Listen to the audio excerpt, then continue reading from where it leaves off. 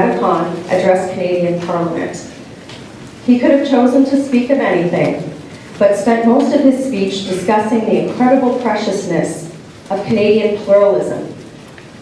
He spoke of how, above all in Canada, we value freedom.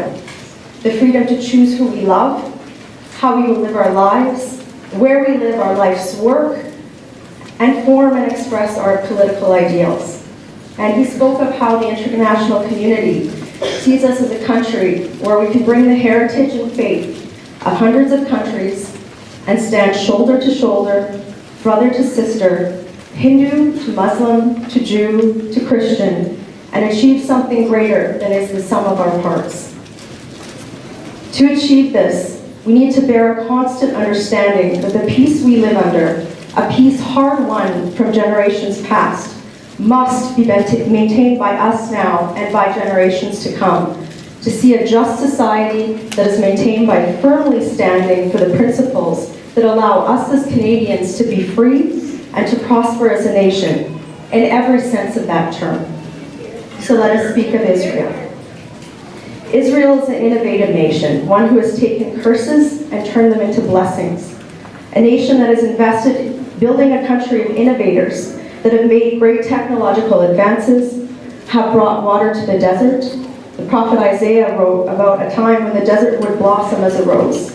I just ask you to look at the Negev. Advanced medical science for the benefit of the entire world, and are developing technology that addresses environmental challenges that are at the core of many global public policy issues. This commitment to ingenuity, to building a better nation, one based on freedom, democracy, and just society, is what should define Israel in the eyes of the international community.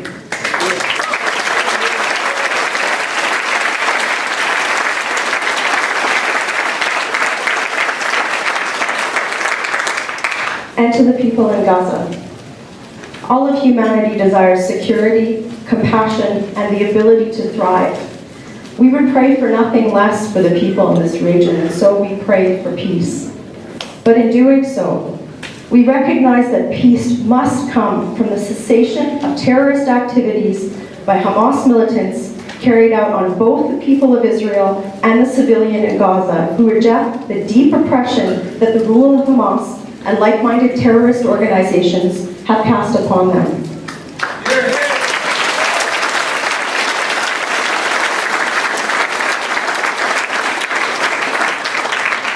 As Canadians, we must not shy away from calling a spade, using civilians as human shields, promoting generational anti-Semitism through violence, and launching rockets from schools and houses of worship in the midst of one of the most densely populated civilian areas in the world is terrorism.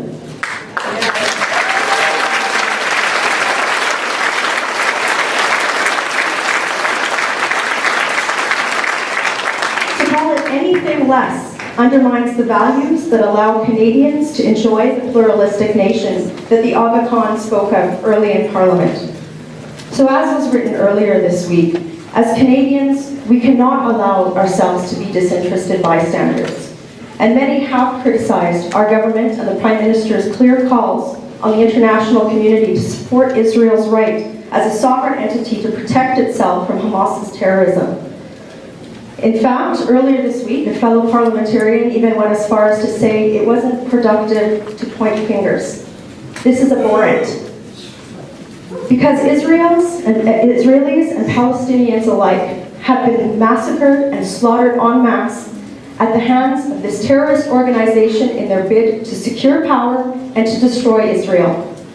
As Canadians, we reject violence and hate speech in all its form. We reject this as a means to intimidate, be it here or abroad, and certainly as we saw at the rally earlier this week. Our government has taken this position because as Canadians who enjoy peace and freedom, we must never become complacent to the point where we believe that it is acceptable to shy away from the reality of hate-driven violence. And let me present you with the reality. As long as Hamas continues to not support the ceasefires which have been presented, including the one which has been brokered by Israel, supported by the Palestinian Authority and by Israel, there will not be peace. And as Hamas continues to fire its rockets from civilian areas and to funnel precious resources not into building an innovative economy or making the desert bloom, but to steal from its citizens and to build tunnels of violence and to purchase the vehicles of their death, we will stand with Israel and support its right to defend itself, and we will stand with Palestinians